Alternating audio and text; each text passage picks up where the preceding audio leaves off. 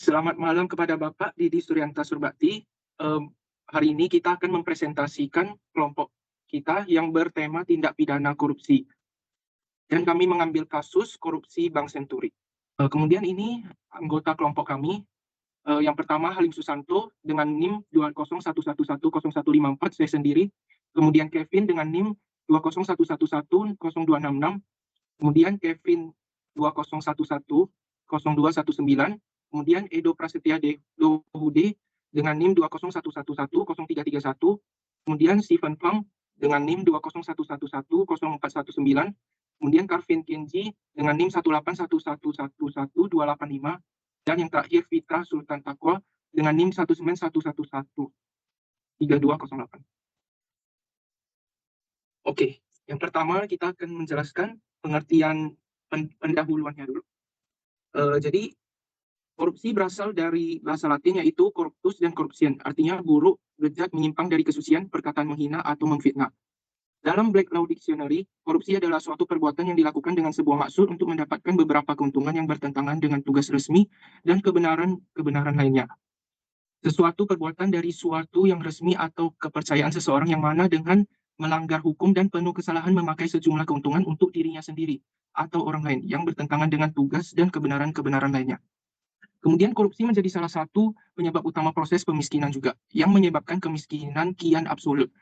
Pelayanan publik yang tidak optimal, infrastruktur yang tidak memadai, high cost ekonomi, dan terjadinya eksploitasi sumber daya yang tidak menimbulkan manfaat bagi kepentingan publik. Kemudian kita masuk ke ciri-ciri korupsi.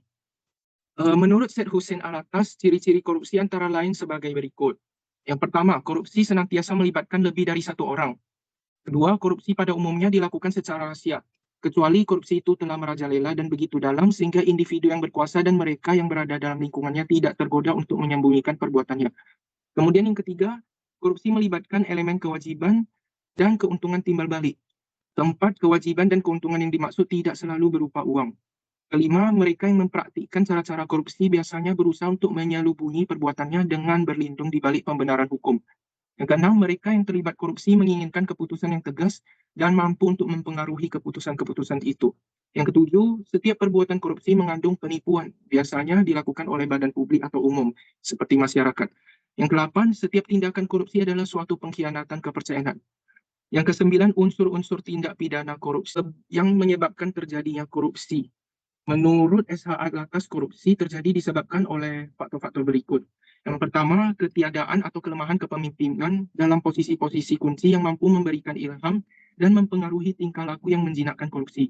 Kedua, kelemahan pengajaran-pengajaran agama dan etika. Ketiga, kolonialisme.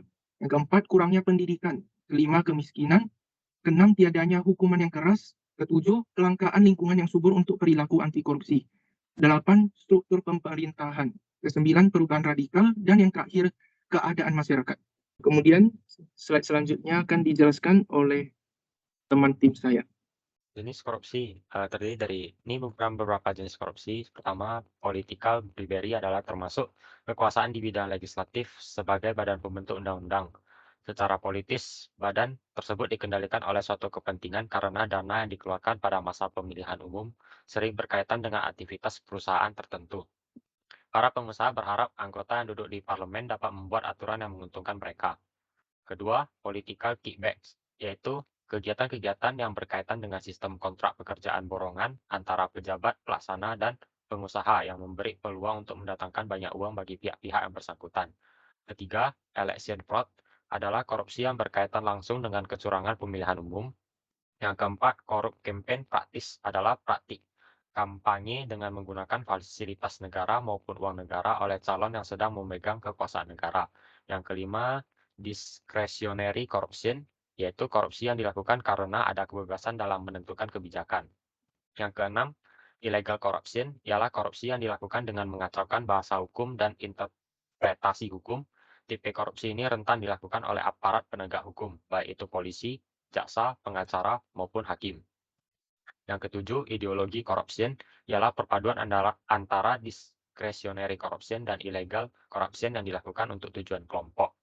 Kedelapan, mercenary corruption yaitu menyalahgunakan kekuasaan semata-mata untuk kepentingan pribadi. Ini merupakan beberapa undang-undang pidana korupsi. Yang pertama Undang-Undang Nomor 31 Tahun 1999, Pasal 8 berisi dipidana dengan pidana penjara paling singkat 3 tahun dan paling lama 15 tahun, dan pidana denda paling sedikit 150 juta rupiah dan paling banyak 750 juta rupiah. Pegawai negara atau orang selain pegawai negara yang ditugaskan menjalankan suatu jabatan umum secara terus-menerus atau untuk sementara waktu dengan sengaja menggelapkan uang atau surat berharga yang disimpan karena jabatannya atau membiarkan uang atau surat berharga tersebut diambil atau digelapkan oleh orang lain atau membantu dalam melakukan perbuatan tersebut. Yang kedua, Undang-Undang Nomor 31 Tahun 1999 Pasal 12B Ayat 1 berisi setiap gratifikasi kepada pegawai negara atau penyelenggara negara dianggap pemberian suap apabila berhubungan dengan jabatannya dan yang berlawanan dengan kewajiban atau tugasnya dengan ketentuan sebagai berikut. A. Yang nilainya 10 juta rupiah atau lebih, pembuktian bahwa gratifikasi tersebut bukan merupakan suap dilakukan oleh penerima gratifikasi. Yang B. Yang nilainya kurang dari 10 juta rupiah, pembuktian bahwa gratifikasi tersebut suap dilakukan oleh penuntut umum. Yang ketiga, Undang-Undang Nomor 31 Tahun 1999, Pasal 12B Ayat 2 berisi pidana bagi pegawai negara atau penyelenggara negara sebagaimana dimaksud dalam ayat 1 adalah pidana penjara seumur hidup atau pidana penjara paling singkat 4 tahun dan paling lama 20 tahun dan pidana denda paling sedikit 200 juta rupiah dan yang paling banyak 1 miliar rupiah. Untuk bedah kasus tentang kasus korupsi Bank Senturi akan dilanjutkan oleh rekan tim saya. Jadi selanjutnya kami akan melakukan bedah kasus terhadap kasus korupsi Bank Senturi. Yang pertama itu terdapat permasalahan pada Bank Senturi. Permasalahan itu di mana salah satu kasus yang muncul di Indonesia pada tahun 2008, Bank Senturi mengalami namanya masalah likuiditas, kemampuan untuk memenuhi hutang dan kewajiban jangka pendek. Yang serius dan manajemen Bank Senturi mengajukan permintaan pinjaman jangka pendek senilai 1 triliun dari Bank Indonesia. Permasalahan pada kasus Bank Senturi ini bermula dari mantan Deputi Gubernur Bank Indonesia Budi Mulya dan Siti Fazria yang memberikan penggelontaran dana talangan Senturi. Hal tersebut membuat KPK menetapkan Budi Mulya telah melakukan perbuatan yang melawan hukum dan penyalahgunaan wewenang terkait pemberian FPJP, fasilitas pendanaan jangka pendek, bailout, bantuan keuangan ke perusahaan atau negara, dan penetapan Senturi sebagai bank gagal berdampak sistematik. Penyalahgunaan kekuasaan tersebut telah mengakibatkan kerugian negara sebesar 6,7 triliun rupiah. Nah, Bank Senturi juga dinyatakan gagal dan dikuasai oleh pemerintah melalui Bank Indonesia. Namun keputusan tersebut dianggap merugikan negara dan menimbulkan kontroversi karena dana talangan tersebut dianggap sebagai bentuk bailout untuk pemegang saham yang terdiri dari kalangan elit. Selanjutnya ada beberapa contoh bentuk permasalahan yang terjadi dalam kasus korupsi Bank Senturi. Yang pertama itu penyalahgunaan wewenang. Permasalahan utama dalam kasus ini adalah penyalahgunaan wewenang oleh para pejabat pemerintah. Beberapa pejabat kunci yang terlibat dalam kasus ini diduga telah menggunakan kekuasaan mereka untuk menguntungkan diri sendiri dan kelompok tertentu dengan cara-cara yang melanggar hukum. Yang kedua itu ada penyelewengan dana. Para pejabat yang terlibat dalam kasus ini diduga telah melakukan penyelewengan dana negara dengan mengalihkan dana bailout yang seharusnya digunakan untuk menyelamatkan Bank Senturi. Dana tersebut diperuntukkan bagi pihak terkait agar bank tersebut tetap beroperasi. Namun dana tersebut diklaim telah digunakan untuk kepentingan pribadi. Yang ketiga itu ada kelemahan pengawasan dan regulasi. Kasus ini juga mengungkap kelemahan dari sistem pengawasan dan regulasi perbankan di Indonesia. Pengawasan yang lemah dan kurangnya transparansi memungkinkan para pelaku korupsi untuk melakukan tindakan-tindakan yang merugikan keuangan negara. Selanjutnya untuk pandangan para ahli terhadap kasus Bank Senturi akan dilanjutkan oleh rekan saya. Apa para ahli terhadap kasus Bank Senturi?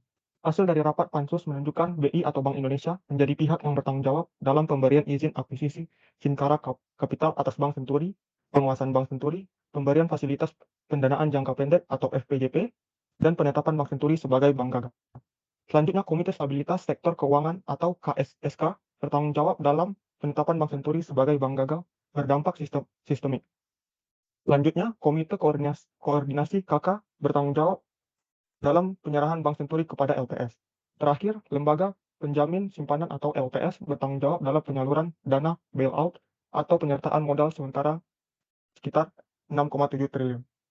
Adapun beberapa pandangan para ahli dan sarjana yang memberikan pemahaman yang lebih luas tentang kompleksitas kasus korupsi Bank Senturi dan mendorong upaya untuk memperbaiki sistem perbankan, tata kelola pemerintahan, dan penegakan hukum di Indonesia. A. Beberapa ahli berpendapat bahwa kasus Bank Senturi mencerminkan korupsi sistemik dalam tata kelola perbankan dan pemerintahan Indonesia. Mereka mengeroyoti kelemahan dalam sistem pengawasan, regulasi yang rentan terhadap penyalahgunaan, dan konflik kepentingan yang merusak integritas kebijakan publik.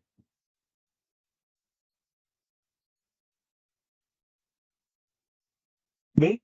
Pandangan lain adalah bahwa kasus ini menyoroti kelemahan dalam sistem hukum Indonesia. Beberapa ahli menekankan perlunya memperkuat independensi lembaga penegak hukum, meningkatkan ketegasan dalam penegakan hukum terhadap koruptor, dan memperbaiki mekanisme pengawasan dan keberlanjutan peradilan. C. Banyak ahli ekonomi menekankan bahwa dampak negatif dari kasus korupsi Bank Senturi terhadap perekonomian Indonesia.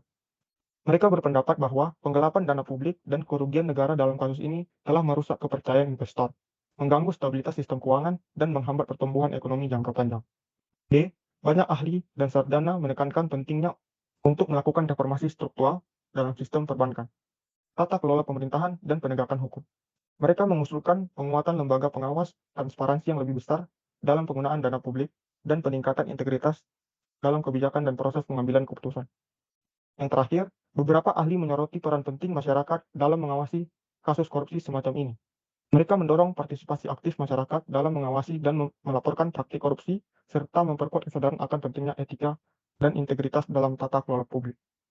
Berikutnya akan dilanjutkan oleh rekan tim saya. Oke, selanjutnya untuk penyebab terjadinya kasus Bank Senturi. Yang pertama ada penyalahgunaan wewenang. Dalam kasus ini terdapat dugaan penyalahgunaan wewenang yang disalahgunakan oleh pejabat pemerintah. Beberapa pejabat diduga memberikan keputusan yang menguntungkan pihak tertentu, termasuk pemilik saham Bank Senturi, dengan menggunakan dana publik untuk menyelamatkan bank tersebut. Lalu yang kedua, kelemahan pengawasan. Kelemahan dalam sistem pengawasan terhadap perbankan dan keuangan.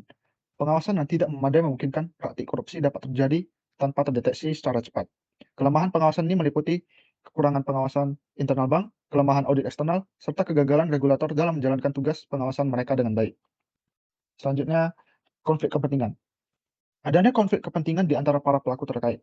Beberapa pejabat pemerintah yang terlibat diduga memiliki kepentingan pribadi atau terafiliasi dengan pihak yang diuntungkan dari penyelamatan Bank Senturi. Hal ini menyebabkan mereka mengambil keputusan yang lebih menguntungkan kepentingan pribadi daripada kepentingan publik. Selanjutnya, tidak menerapkan prinsip transparansi dan akuntabilitas. Manajemen Bank Senturi gagal menerapkan prinsip-prinsip transparansi dan akuntabilitas yang telah diuraikan oleh Organization for Economic Cooperation and Development atau OECD. Pelanggaran atas prinsip transparansi dapat dilihat dari bagaimana pihak manajemen Bank Senturi tidak mengungkapkan kondisi aktual kesehatan perusahaannya kepada publik. Pelanggaran prinsip akuntabilitas tercermin dari tindakan mantan Direktur Utama Bank Senturi, Robert Tantular, yang dituding mengaruhi kebijakan direksi agar tidak melakukan langkah-langkah yang sesuai dengan prinsip kehati-hatian bank dalam UU Nomor 10 Tahun 1998 tentang perbankan. Selanjutnya, kecurangan dan manipulasi data. Terdapat indikasi kecurangan dan manipulasi data dalam laporan keuangan Bank Senturi. Perubahan data keuangan ini diduga dilakukan untuk menyembunyikan keadaan sebenarnya bank dan membuatnya terlihat lebih stabil daripada yang sebenarnya. Dampak kasus Bank Senturi. Beberapa dampak yang diakibatkan kasus korupsi Bank Senturi yaitu A. Yang pertama, kerugian negara. Negara dicatat mengalami kerugian sebesar 689,39 miliar dan 6,76 triliun. Berdasarkan perhitungan Badan Pemeriksaan Keuangan Republik Indonesia, menyatakan kerugian negara disebabkan karena terjadinya penyimpangan pada pemberian FPJP dari Bank Indonesia kepada Bank Senturi sebesar 689,39 miliar, dan proses penetapan Bank Senturi sebagai bank gagal berdampak sistemik yang mengakibatkan kerugian sebesar 6,76 triliun. Kerugian negara disebabkan oleh terjadinya penimpangan atau pelanggaran ketentuan perundang-undangan. Lalu selanjutnya, kerusakan citra dan reputasi. Rusaknya citra dan reputasi Indonesia di mata dunia internasional. Hal ini dapat mengurangi kepercayaan investor, mempersulit akses ke pasar internasional, serta mempengaruhi persepsi terhadap iklim bisnis dan integritas pemerintahan Indonesia secara keseluruhan. Lalu, hilangnya kepercayaan publik. Hilangnya kepercayaan publik terhadap lembaga pemerintah dan sistem perbankan. Masyarakat menjadi skeptis dan curiga terhadap transparansi, integritas, dan akuntabilitas para pemimpin negara. Hilangnya kepercayaan ini dapat berdampak jangka panjang terhadap partisipasi publik, stabilitas politik, dan keberlanjutan demokrasi. Lalu impunitas dan ketidakadilan. Kasus Bank Senturi memunculkan kekhawatiran tentang impunitas dan ketidakadilan dalam penegakan hukum. Meskipun ada beberapa upaya penuntutan hukum terkait kasus ini, beberapa pihak yang terlibat diduga tidak diadili dengan tegas atau tidak bertanggung jawab sepenuhnya atas tindakan mereka. Lalu dampak sosial dan ekonomi. Kasus korupsi seperti Bank Senturi berdampak pada aspek sosial dan ekonomi. Dana publik yang disalahgunakan dalam kasus ini bisa digunakan untuk meningkatkan kesejahteraan masyarakat, investasi infrastruktur, atau sektor lain yang membutuhkan pembiayaan. Selanjutnya, untuk kesimpulan dan solusi akan dilanjutkan oleh teman saya. Kesimpulan dan solusi. Kurang kuatnya hukum dan perundang-undangan di Indonesia membuat peluang untuk melakukan tindakan korupsi. Seperti pada kasus Bank Senturi, peraturan perundang-undangan dapat diubah agar syarat FPJP untuk Bank Senturi dapat dipenuhi dan juga pemberian bailout yang dianggap terdapat suatu penyimpangan yang dilakukan oleh para petinggi pemerintahan. Hal tersebut dapat memberikan dampak buruk terhadap kondisi hukum, stabilitas politik, serta ekonomi perbankan di Indonesia. Adapun beberapa hal yang perlu pemerintah tingkatkan yaitu A. Perlu dilakukan penguatan sistem pengawasan terhadap sektor perbankan dan keuangan.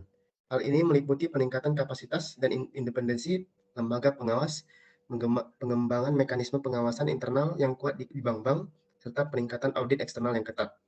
B. Diperlukan kebijakan yang mendorong transparansi keuangan bagi bank dan perusahaan, mewajibkan publikasi laporan keuangan yang akurat dan terbuka, termasuk kepemilikan saham, transaksi keuangan, dan pendapatan pejabat publik, dan dapat membantu mencegah praktik korupsi.